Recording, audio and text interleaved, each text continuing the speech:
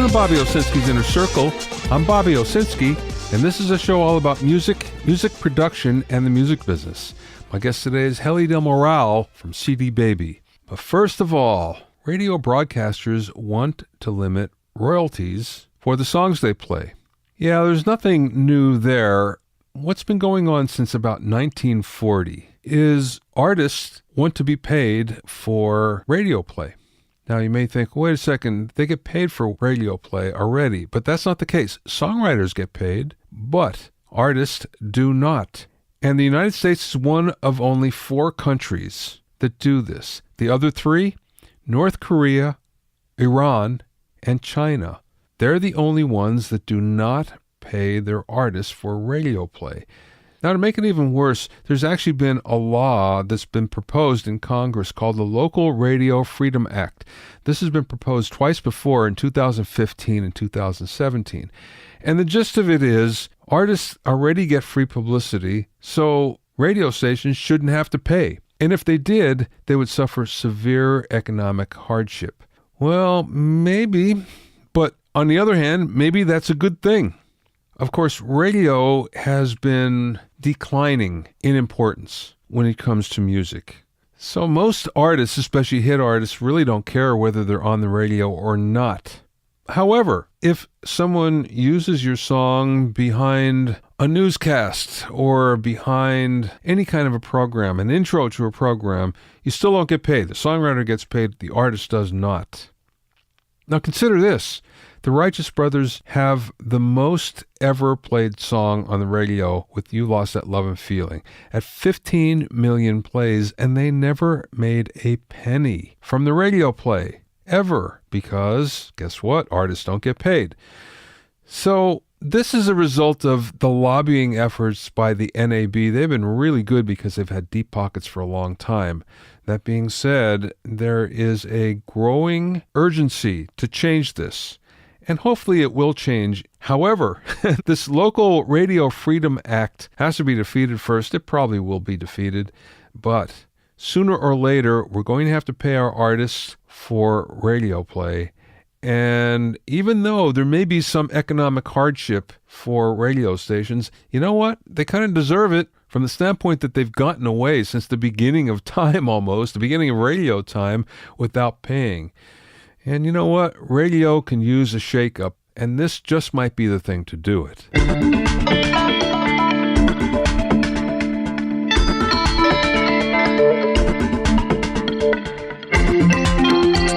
If you have any questions or comments, you can send them to questions@BobbyOwnerCircle.com.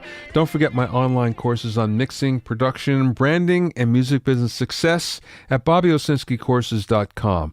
Also, get an expert analysis and objective opinion of your songs and mixes as a member of my Hitmakers Club. Go to hitmakersclub.com to learn more.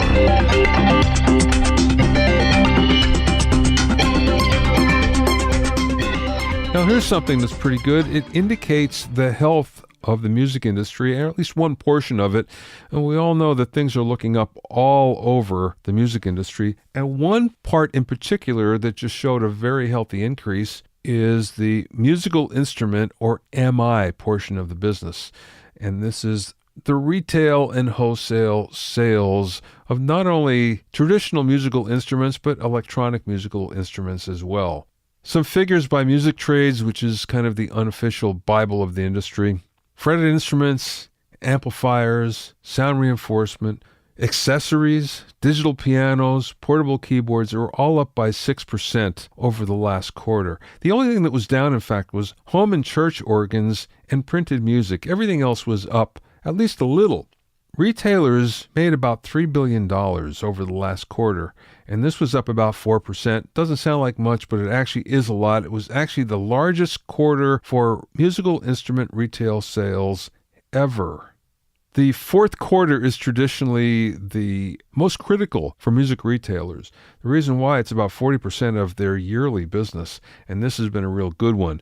Now, in fact, we also saw from the recent NAMM that everything was pretty healthy. For instance, there were 115,000 attendees. There were 2,000 exhibiting companies that exhibited 7,000 brands. There were many exhibitors that said it was the best show in a decade, and they took the most orders in a decade. So this part of the business is doing really well. Most parts of the music business are actually doing very well these days, and this goes for the concert business, it goes for recorded music, it goes for publishing, just about everything else. It's very healthy right now and growing, which is a good thing because for a few years there, things were not looking very good, but now we're coming back. And I'd have to say that's good for everybody involved. Let's hope we keep on making money and we keep on spending it as well. Go buy those musical instruments. It'll make you happy and it'll make a lot of people in the food chain really happy as well. My guest today is CD Baby's VP of International Development, Heli Del Moral.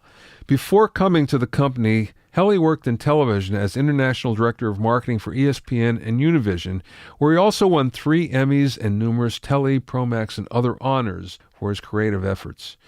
In the interview, we talked about the strength of CDs worldwide, promotional tools for artists that CD Baby has available, the difference in markets outside the U.S., albums versus singles, and much, much more. I spoke with Heli via Skype from the CD Baby headquarters in Portland. Can you give me a little bit about your background? Sure, absolutely. So I was born in Venezuela, Caracas, Venezuela. If you've heard the news recently, you probably heard all the awful tragic situation that the country's living in. Fortunately, I never got to experience any of that. I left when I was a kid, and my family moved to Florida, to Miami, Florida, where my dad was first worked there as a diplomat, and then eventually in banking. And so we grew up there, and I went to college, and then I got an internship at PBS, public television. Started working in public television for a little while, and then went over to a brand new TV station that was opening up in Miami that became the Telemundo network. Wow. So I started there right at the beginning, started directing live television, did a lot of live TV for many years, did news, variety shows, all sorts of things. Very exciting. I was even a weatherman for a little while, so I got a chance to do a little bit of everything in TV. And then eventually I went over to Univision, which is the largest Hispanic television network in the country. And I was there for another 11 years, and I ran the on-air marketing and promotions department for the network. So that was really a great experience. After that, I worked for Home Shopping Network for a while, and then I ended up at Disney, where I was there for about 14 years. I was in charge of the international marketing and promotions for ESPN. So I did, out of Bristol, Connecticut, basically ran all of the international promotions for all of the networks. So that was really a great experience. And throughout my career, I really had a chance to work with a lot of artists. Music, of course, was a big component of promotions, which are essentially commercials, and then through a variety of circumstances in life, I ended up in Oregon, and now here I am at CD Baby, helping artists around the world fulfill their dreams. So it's a very exciting turn of events. You never know where life is going to take you. That's been my conclusion so far. How long have you been at CD Baby? So I've been CD Baby since last year, not very long. I started out in September of last year.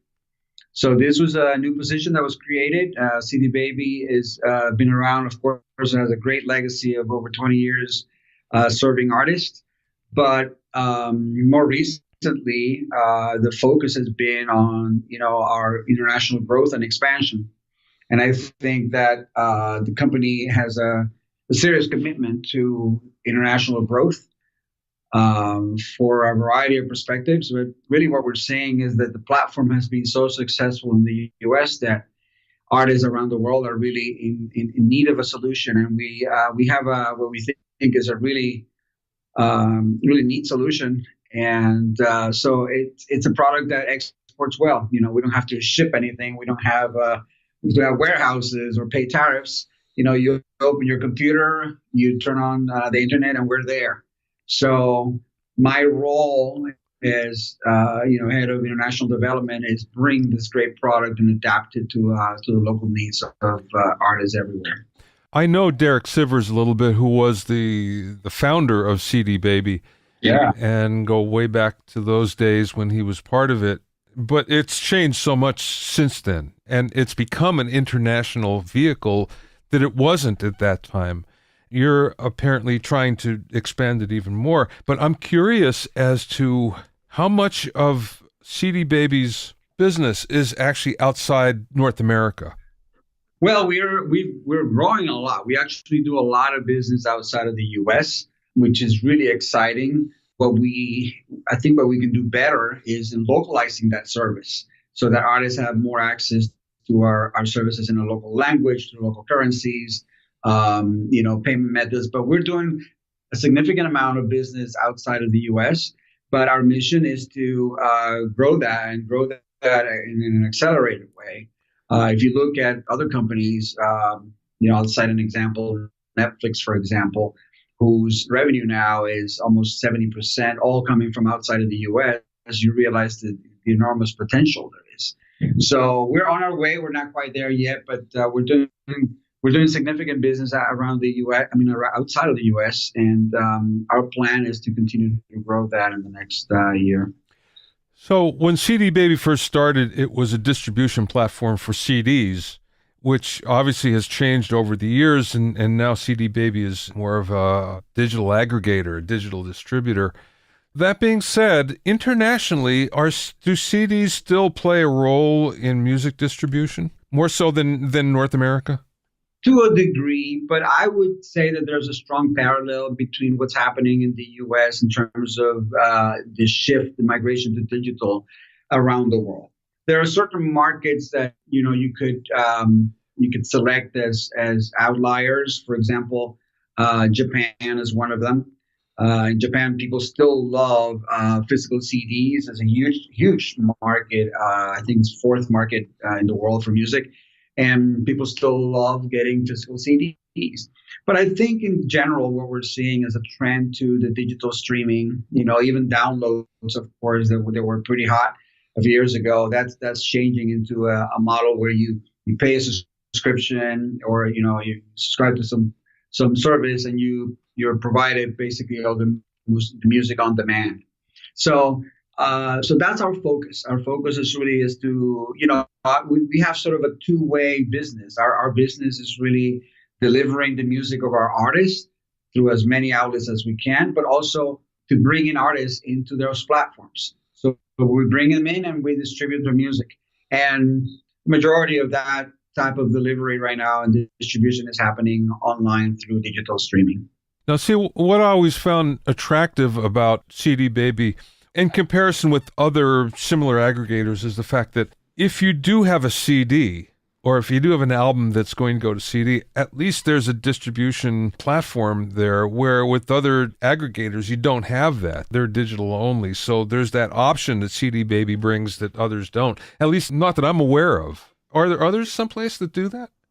There may be. I'm not so sure. In our company, it's an integrated piece. In other words, we have a sister company called Disc Makers that actually manufactures the CD. So it's all sort of done in-house, so to speak. But, we're much more than aggregators. And I think there's several other points that separate us from other companies, because we also offer a tremendous amount of information and tools for the artists, for them to, develop their businesses. And I'm calling it a business because I think most artists are now seeing their position almost as an entrepreneur, and they realize that having access to the same types of tools that the labels use is now possible through a service like CD Baby. So I think that's really separates us from the others. We have tools like Showco, for example, which is used by major labels, that is available to CD Baby artists, and other tools of promotion. So beyond aggregation and distribution, which is now sort of becoming sort of an easier way in some forms to do. We also provide a tremendous amount of information service. We have people that actually answer the phone and help you. And so those things, I think, are really what stands us apart from others. Now, of course, you can get a lot of those things from record labels these days through their label services divisions. But the fact of the matter is they're expensive. I mean, you can get everything they do. You're just going to pay for it. That being said, I wasn't aware that CD Baby actually offered those type of services. The promotion services, primarily, I'm talking about. We do. We're very focused on providing promotional tools. Again, our model is a DIY model. So what we do is in terms of, we're, a label will, pick one person out of, a group, and that selected person may get more of a, customized approach to their needs. Whereas we offer the opportunity to everyone. For me, that's in many ways much more exciting because the whole pick me idea where you have to sit in a crowd with a sign waiting to be chosen and picked, and selected. We do away with that. You pick yourself, and then you have control of your own career. I think for people who are proactive, who are energized by the possibilities, that's great news because you have these tools available to you to do social media, to do merchandising, to set up your website, to create links to your music, to have download cards, physical CDs. I mean, whatever you need is really available to you. And we're seeking out and looking for partnerships all the time that helps us to enhance and to grow those services for our artists. I'm curious, are the needs of artists different in other parts of the world that you've seen as apart from the United States, for instance? Because I know what artists, traditionally what they look for here, but are they looking for different types of services or different things from CD Baby in other parts of the world? Yes, I would say that there are a few things that really I could say are different in markets outside of the U.S.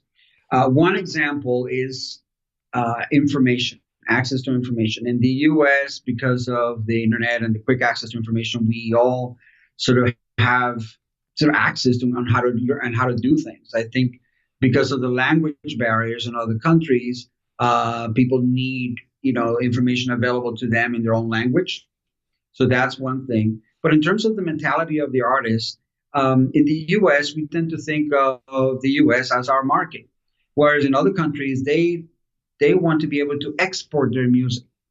So if I'm an artist in Brazil, for example, Brazil produces a tremendous amount of music. It's a very passionate country when it comes to music. But artists there haven't quite figured out how to export their music outside of their own country.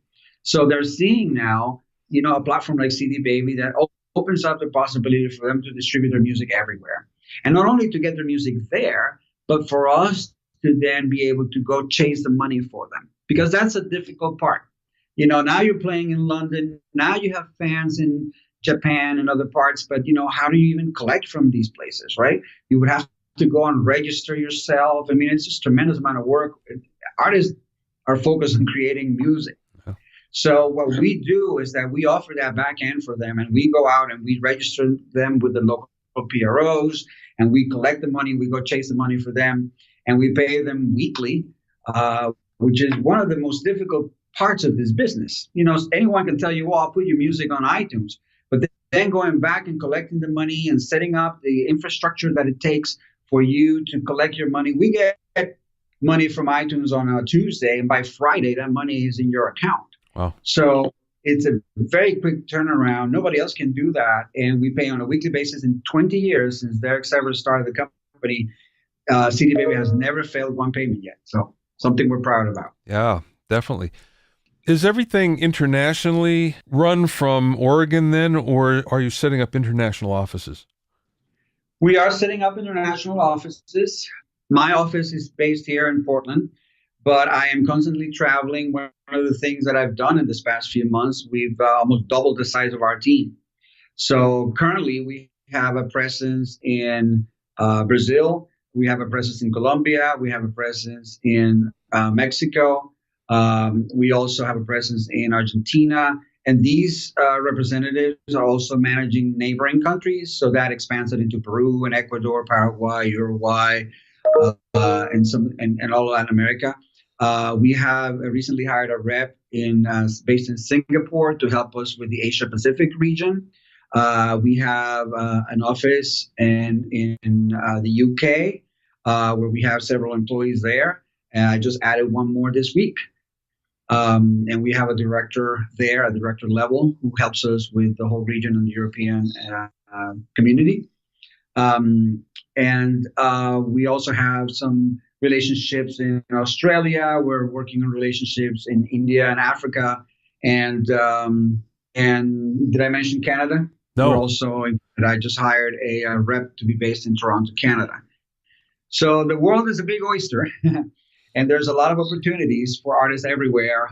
And we're basically seeking, geographic areas where we feel, the artist community is really feeling that renaissance. And we're seeing that in many places across the world. I truly believe that the internet and bandwidth has opened up tremendous opportunities, not just in music, of course, but if we're talking specifically about music and how the artists see their own opportunities. So an artist in India now can, be, independent and doesn't have to be waiting. He doesn't have to wait for Bollywood to discover him. He can do his own music, upload it on our platform, and be seen and heard around the world. So that's pretty powerful. I just came back from Singapore and Kuala Lumpur in December. One of the things that I noticed, and I have been noticing because I travel a lot, one of the things I noticed, especially over there, once upon a time when you would travel outside the United States, you would hear a lot of American music that were played. And, you just walk down the street in a busy market or something, and you hear American music, American hits coming out. That's no longer the case. Now what you hear is local music, and it may have maybe a U.S. influence on it, but it's distinctly its own native music. And I thought that was so refreshing. It was like, well, finally, you guys are figuring this out. And like you say, I think they have the music part figured out, but not necessarily the distribution part. That's brand new. So you're right on top of it when it comes to that. So it seems. Yeah, it's neat. I've been traveling for a while, and like you, I've also noticed that. And it's so cool because I think these artists are feeling empowered. Before, artists, the artists were there. The music was there. They just didn't have a means to record it, a means to distribute it, a means to sell it. They depended on local record labels and local companies that were basically doing the label services. So a lot of artists just didn't have the opportunity and the ability to distribute that music on a wide footprint. But now I think it's so exciting. So what we're seeing is artists who are very interested in selling their music and more than selling the music, really sort of exposing their music to a very local market so that they grow within the local community.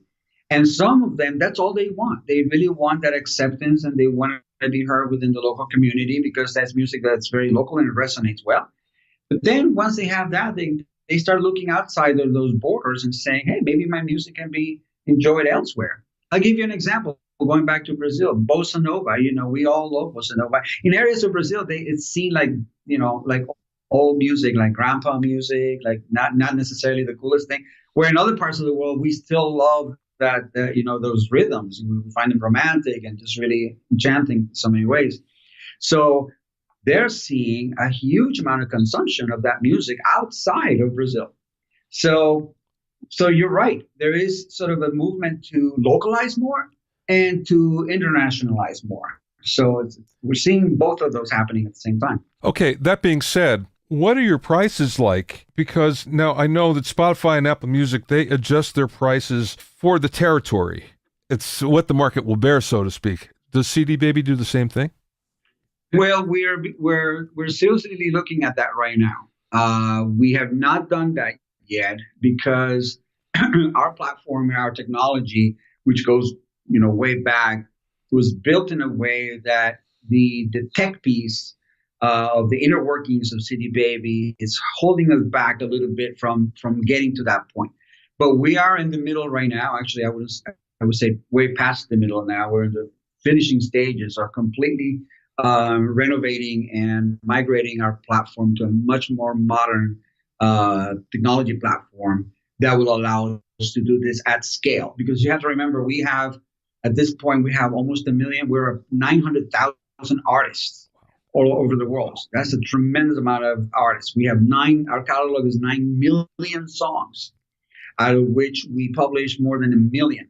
So at that scale, to be able to implement flexible pricing and all this, it gets a little tricky, because we're uploading 3,000 songs sometimes a day in one day, right? So there's a lot of transactions that are happening constantly. So for us to be able to manage that at scale, it's a task, but we're seriously behind that, because we understand as part of our regionalization process that this is an important component, and not just adjusting the pricing so that is it's in agreement with the local income per capita and all these other things, but also the payment methods, because not everybody has credit cards. Yeah. Japan, for example, a very sophisticated country, but people are not everybody has a credit card. They go to a local store, they pay, they get a voucher, then they go back online and they use that voucher to pay. So it's a different dynamics in terms of the economics and how those things work. So what our plan is for our international approach is to very much regionalize our information, our language, our currency, and open the door for people to transact with us using payment methods that are familiar and comfortable for them. Now, you mentioned before about language, and I'm curious, does that mean that in each territory you're going to have a website, for instance, or part of the portal that's in the language of the territory? Or is that happening now? It's not quite happening now, but that's the goal. Our goal is to have, we're right now considering a variety of models of what's going to be ideal and what's going to integrate best with our current system. And perhaps it is a project that we take on several phases. So there may be a phase 1, phase 2, phase 3. But the idea is to regionalize as much as possible, so that if you're in the UK, for example, and you come into CD Baby, language, of course, will be the same in English with certain nuances, but you're also going to be able to see your prices in pounds at a local price. If you're in Mexico, or if you're in Japan, so these things it's going to take a little bit while for us to get there. The other thing that's really, really exciting about this is that we are also planning to extend our customer service into international markets. Right now, our call center is based right here in Portland, Oregon, but we have very exciting plans coming up to open up regional customer service offices. So we'll have people answering the phone with very specific knowledge to those markets, working in the hours and time zones that are specific to those markets. And as one of the things that I think our artists have been asking for, and for us particularly, is one of the services that really sets us apart. We see that as a tremendous competitive advantage, is the fact that we provide customer service of top caliber. So being able to regionalize that and bring our website, the information, the payment methods, the currency, and our customer service to a local level is really going to be is our ultimate goal. This is customer service with the real live human, right? Not via chat.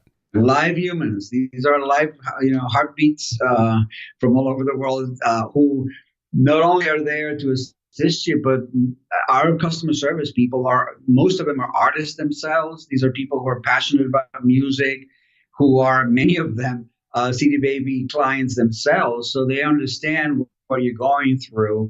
And, they're very helpful. As I travel around the world, that's the one thing I hear is like, it's so refreshing to be able to pick up the phone and call and have somebody actually answer my question. Well, I know we've both been there, where you try to get an answer for something online, and the closest you get to a human is chat. That could work, but it's not the ideal. Even yesterday, I sent a package to the post office via priority mail. Just down the road here to Salem, Oregon, and it's saying it's in Texas somewhere. And I'm trying to call and figure out how did my package end up in Texas. and there's no way to communicate with anybody. So you're right. It's hard. It's frustrating. Or if you do get into a queue where you have to wait an hour and a half, it can be very frustrating. So we know that. I mean, and we know that artists don't have a tremendous amount of disposable time in their hands. They're either working or they're creating music or they're out doing gigs. So we want to be as accessible as possible. We also have online customer service as well. And, so we have very strict response times that we adhere to, and we handle thousands of tickets every day. So we have a very robust and very smart team that takes care of our artists day to day.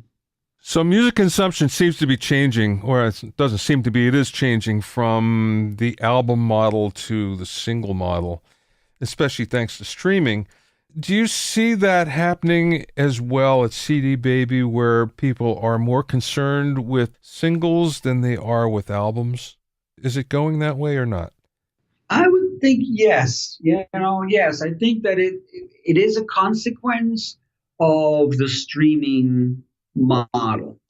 I think that, it used to be that, and if you think about it in practical terms, if you're going to put together an album or a CD and put only one song on it, it made no sense, right? So people were used to thinking of our music as a package that came as an album where songs were related to each other. There was some sort of a cohesive thread between all the songs. And I think that was a beautiful thing. And I think that's something that you can still have, but there's a shift towards more of a releasing a single because, that's music in some ways has become much more fast in the way we're consuming music. I have this little fear, but that's just me, where I fear that music can get to the point where it becomes too disposable, and people listen to one song once, and then the next song once, and then the next song once, because there's so much of it to get through, right? So, but I think the artists who are smart and who take their time in building an audience and a loyal audience get the types of fans who really appreciate the music and want to listen to it over and over again, and begin to see how those threads of messages are woven between songs. So the concept of the album, I think, is very much alive, but it's up to the artist on how they package it, how frequently they release music, and the creative thought behind how they create music. Now, is that any different internationally than it is from North America, for instance? Because I know our consumption model is definitely changing, but do you find that internationally as well? I think that international artists may lag maybe a little bit behind in North America in terms of how they see their music. But that's changing very fast. There's still, of course, throughout the world, the labels are still there, and the whole A&R process is still very much alive. So I think artists are growing up in that environment, thinking that that's how they can do things. But I think the internet and streaming is freeing them up to have more options. So if you still want to create an album, and if you still want to put that together, and at CD Baby, we certainly welcome that, and I think it's a very smart way to release music. But if you want to go the single route, particularly if your genre is like electronic music, for example, those guys are cranking out songs like every other day. They got a new track. So for them, they just want to get a lot of releases out there, and they want to put their music out and just get fresh content to people for next weekend's DJ. So that type of genre, I think, benefits from that. So it's very much in the hands of the artist to control the creative projects and how they guide them. Now, speaking of which, so it's what, $9.95 per song submission, right? Yes. And if you're one of those artists that does crank something out every other day, that can get very expensive. Is there kind of like a bulk option available? Well, we charge for an album too, and an album, we always have these offers, so I forget exactly which is the price for the album. So we have a single, and we also have an album price. The nice thing about either way you go is that it's only a one-time payment. So in other words, you submit your song today, and when you're 99 years old, that song is still on the CD Baby catalog, still being distributed, still being out there. So if you're an artist who creates a lot of music, that's advantageous to you because you're not paying a yearly renewal fee. This year you have 10 songs, but next year you have 100, and next year you have 200 songs. Now you're paying an exorbitant amount of money to renew and to keep those songs alive year after year. So I think the one payment model, you pay one time, you're done with it, that's it for the rest of your life. And we also pay back 91% of your royalties. So a modest amount of money that we collect in order to provide all the services, the collection, the payments, and everything else that we do. It's a very fair system. And I believe that that's why a lot of the artists that we have, 900,000 of them active today, they came, they compared, they looked around, they came, they went, they came back, and they're staying with us for that reason. Yeah. Mm-hmm. Okay, last question, Heli. You have a wide background. Boy, you've done a lot of things in all sorts of different aspects of the entertainment industry. It's very cool. So you have a definite perspective on this, I'm sure, that's different than other people. What's the best piece of business advice that you've either learned along the way or maybe somebody imparted to you? I'm going to bring that question to the music artist because, I think that, businesses, of course, it's a wide umbrella. But I was asked a very similar question in Brazil. We were at a conference and I was shoulder to shoulder with a lot of competitors and other industry people.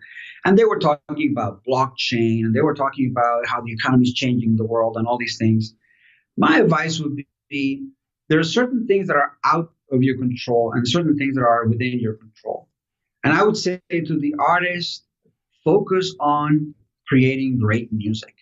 Just make sure that you're creating music that resonates with those you care about and with yourself. Create music that you love and you're passionate about. There are going to be some people that are going to love it and there are going to be some people who are not going to like it. But authenticity is number one. We live in a time today where being authentic, being true to yourself and through your art is paramount. And if you can do that, whether blockchain becomes a thing or not, or this comes and goes, whether CD Baby is here or not, your music is still going to be what speaks to people. So my piece of advice for the musician businessman is your product is king, and put your heart and soul into it. Be obsessed. Thanks for listening and being in my inner circle. Remember, if you have any questions or comments, you can send them to questions@BobbyOInnerCircle.com. To listen to other episodes of Bobby Owsinski's Inner Circle, go to BobbyOwsinski.com and select the podcast tab, or go to BobbyOInnerCircle.com, or you can find it on iTunes, Stitcher, Mixcloud, Google Play, Google Podcasts, Spotify, and now Radio Public. At BobbyOwsinski.com and BobbyOInnerCircle.com, you'll also find a sign-up form for my newsletter and for alerts for new podcasts. This is Bobby Owsinski. I will see you next time.